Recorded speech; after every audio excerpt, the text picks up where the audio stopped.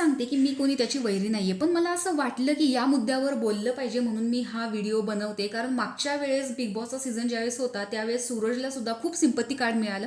Actually काही लोकांना आनंद झाला, पण बरेचसे लोक असे होते की का जिंकला याचं दुःख सुद्धा वाटत होतं. कारण जो गरिबाचा मुलगा आहे त्याला जिंकवलं, त्याचं चांगलं झालं, इथपर्यंत गोष्टी ठीक होत्या. पण खरंच जो गेम खेळतो ना तो बॅकफुटला जातो, त्याचा खेळ दिसतच नाही या इमोशन्समुळे.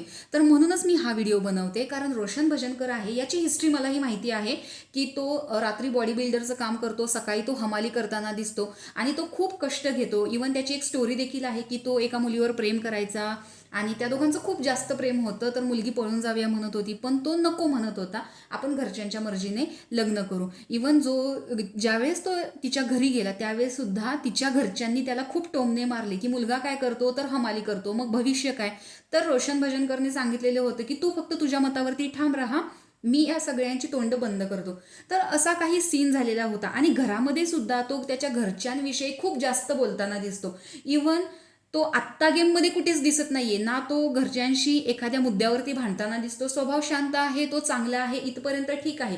पण जर हा बिग बॉसचा गेम तुम्ही म्हणत असाल तर बिग बॉसच्या गेममध्ये खूप जास्त आपले मुद्दे ठामपणे मांडता आले पाहिजेत, प्रत्येक गोष्टीवरती स्टँड घेता आला पाहिजे, स्वतःच्या गेमवरती फोकस्ड असलं पाहिजे. पण रोशन हा अजून सुद्धा खूप बॅकफुटला खेळताना दिसतो. इवन भाऊच्या धक्क्यावरती सुद्धा त्यांनी दाखवलं की हे लोक खूप बॅकफुटला खेळताना दिसत आहेत.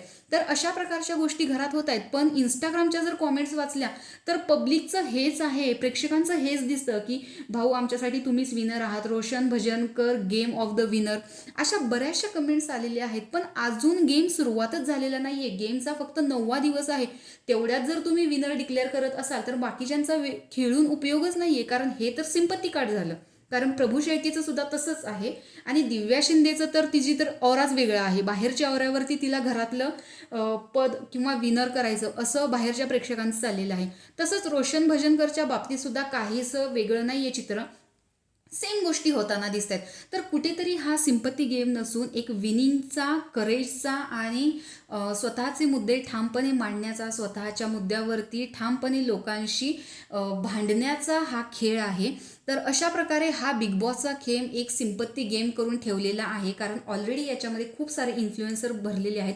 सागर कारंडे, दीपाली सय्यद सोडले तर इथे कोणीही एक TV ॲक्टर दिसत नाहीये. आता माझ्या या गोष्टीचा एखाद्याला राग सुद्धा येऊ शकतो की हिचं काय वैर आहे म्हणून त्याला नावं ठेवते. मी त्याला नावं ठेवत नाहीये. इथं फक्त माझा बोलण्याचा मुद्दा हा आहे की सिंपत्ती कार्ड नको आहे, आपल्याला रिअल गेम विनर पाहिजे आहे. तर तुम्ही माझ्या मताशी किती सहमत आहात किंवा तुमचं मत काय आहे हे कमेंट बॉक्समध्ये नक्की सांगा. आणि अशाच बिग बॉसच्या नवनवीन अपडेट्स पाहण्यासाठी आपल्या चॅनलला मात्र सबस्क्राईब करायला विसरू नका. तोपर्यंत बाय.